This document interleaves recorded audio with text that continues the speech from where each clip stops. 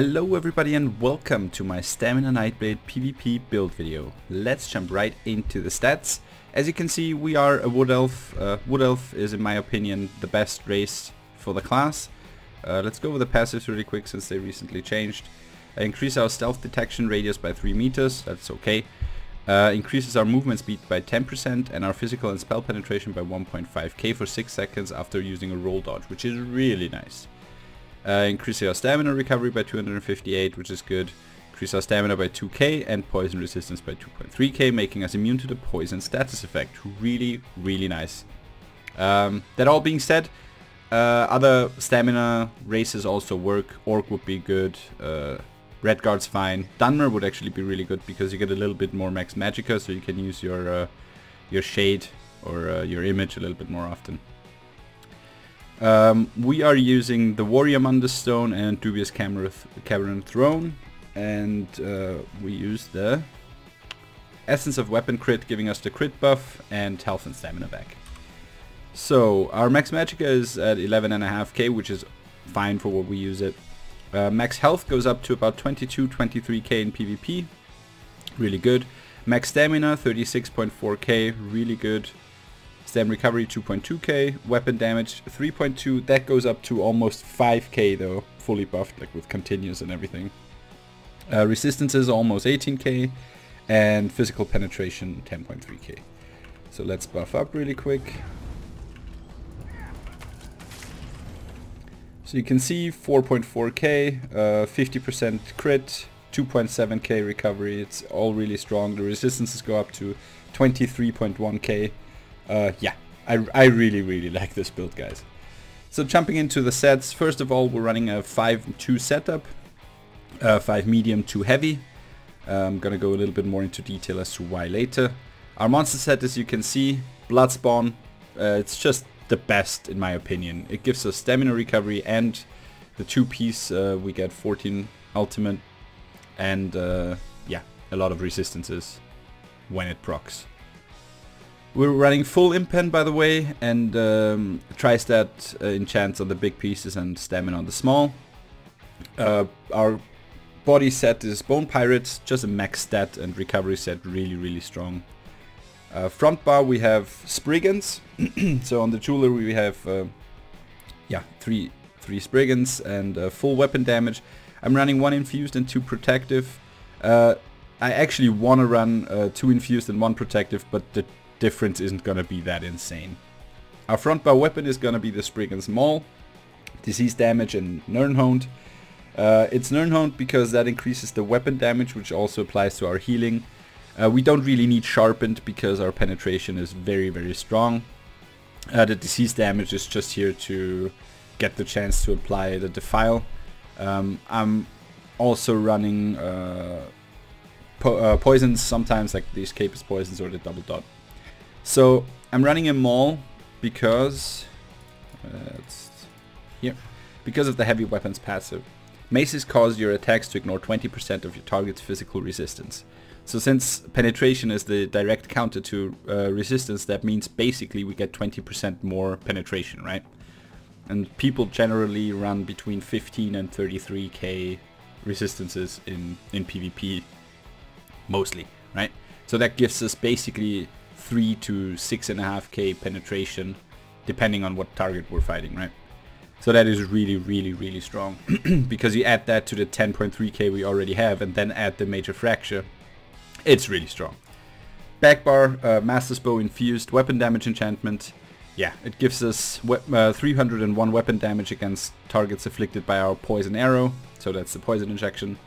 And we can proc the weapon and spell damage glyph from that. It just gives you quite a bit of damage. So jumping into the skills. Number 1, Killer's Blade. I just love running and execute. It does quite a bit of damage. It does even more damage to enemies below 25% health, and when you kill an enemy you get healing. You could also run Executioner. I wouldn't recommend Reverse Slice because you're basically full single target. So with Reverse Slice I feel like you would just waste resources or like effort. Execution is a little bit cheaper and starts doing more damage when the enemy is less than 50% health. but it doesn't heal you, so I don't know. I just prefer Killer's Blade. And the Battle Rush passive, by the way, you get that with Killer's Blade as well, because you only need to have a two-handed weapon equipped, right? So the stamina recovery by 30% for 10 seconds after killing a target applies to Killer's Blade too. Number 2, Ambush. I love running a gap closer. It is a little bit of a flex spot though. Go a little bit into detail about that later. Yeah, so you do damage, you snare the enemy, and it gives you Empower, increasing the damage of your next light attack by 40%. I just like that. The next one, Surprise Attack. No-brainer for a Blade. It does a lot of damage. It's afflicting the enemy with Major Fracture, giving us, or reducing their physical resistance by 5.3k for 17.3 seconds. And attacking with Surprise Attack while sneaking or invisible stuns the enemy for 4.6 seconds and sets him off balance for 5 seconds. So that is overall just an insanely strong skill. Does a lot of damage. Really nice. Relentless Focus, giving us 8% more damage and 10% more stamina recovery. And when we get the 5 stacks with our light attack, weaving or heavy attacks, we proc the bow, and that does even more damage. Rally, giving us the Major Brutality, increasing our weapon damage by 20% for 33 seconds. Gives us a little bit of a heal every 2 seconds, and the burst heal that is higher the longer the skill runs. Incap Strike, yeah, you could run Dawnbreaker here, but it's, I would argue it's the same thing as with the Reverse Slice, right? You're pretty much only single target, so why waste resources and effort on 1 or 2 AoE skills? And Incap is just way too strong in my opinion, so it does a lot of damage. It gives you 20% more damage done for 6 seconds on the enemy you apply it to. Stuns the enemy if you have 120 ulti or more, and afflicts the enemy with Major Defile, reducing their healing received and health recovery by 30%. So that is just way too strong. And since we're running Bloodspawn, we have that 120 ulti or more quite often, so that's actually a quite reliable stun. Backbar, Poison Injection. Yeah, we need that for our Master Bow to proc the damage from there. It's also a nice dot and like a passive execute, because that dot starts to tick for really, really high numbers as soon as the target hits 50% health or less. Shuffle, to get rid of snares and giving us the Major Evasion, decreasing the damage from AoE attacks by 25%. Really nice. Resolving Vigor, it's pretty much a no-brainer on a Stam class in my opinion. It's our heal over time. Shadowy Disguise. Yeah, you get invisibility for 2.9 seconds, and the next direct damage attack is gonna be a crit. So if you use that and then Surprise Attack, your Surprise Attack is a guaranteed crit. It does insane damage, and you set him off balance and stun, right? So it's really strong, and it's like another way of stunning an opponent if you don't have the Incap up. It's also really nice because you can use it to get out of scary situations, right? So that's why everyone hates Nightblades, right? Next skill, Shadow Image. You summon a shade version of yourself that shoots a bow, or an arrow actually, dealing a negligible amount of magic damage. It also afflicts minor maim, so your enemy gets 15% less damage done on you for 4 seconds, which is really, really, really good. But the reason why we slot it is actually because we can teleport back to it. And it's about 1k cheaper than Shadowy Disguise, so it's nicer to keep the Shadow Barrier up. Ulti is Temporal Guard. I have that only here for the 8% damage taken, or reduce the damage taken, so the minor protection. I never use this because when I want to teleport around I have my shade up anyways. So what did I mean by Shadow Barrier? Shadow Barrier is a passive in the Shadow Tree. It gives us basically the major resistances when using a Shadow ability. And so that is actually why we run the 5 and 2 setup with the 2 heavy pieces, because the duration of that of those resistances is increased the more heavy armor we wear, right? So with 2 heavy pieces we go to 9 seconds, which is, in my opinion, really nice. The next passive is really interesting as well, increasing our max health by 3% for each shadow ability slotted. On the back bar we have Shadowy Disguise and Shadow Image, which means we have 6% more max health. On the front bar we have only Surprise Attack, so 3%.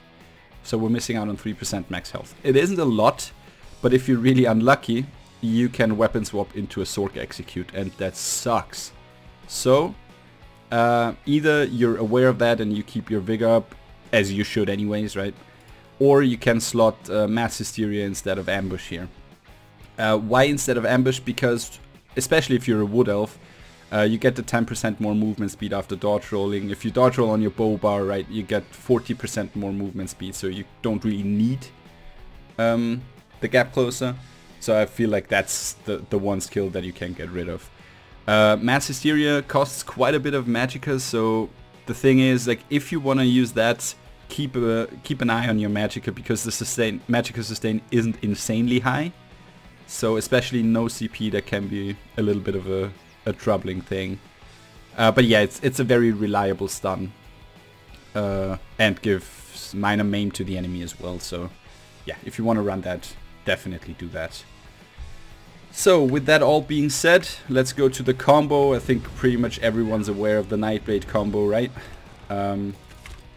Yeah, you keep your poison injection on and the light attack to proc the glyph, and then you just use surprise attack, always weaving light attacks in between, then Incap, bow, and execute. That hits really, really, really hard. So the thing is, what do you do when you don't have the 120 ulti up, so the Incap doesn't stun? What I would do is just, you know, keep your buffs up, then use Shadowy Disguise, go in, surprise attack that stuns and sets off balance, and then you have, then you can use your Incap, then you can shoot the bow, and then you can use the execute. That all, it hits really, really hard. So with that all being said, I didn't mention it in the last video, but I'm gonna mention it in this one. I'm gonna include my CP setup in the description because the video is already long enough. Yeah, I'm gonna put some gameplay after this so you can see the build in action. With that all being said, if you have any questions or comments, leave them in the comment section below, message me on Facebook or Twitter, or check out one of my live streams. Thank you so much for watching.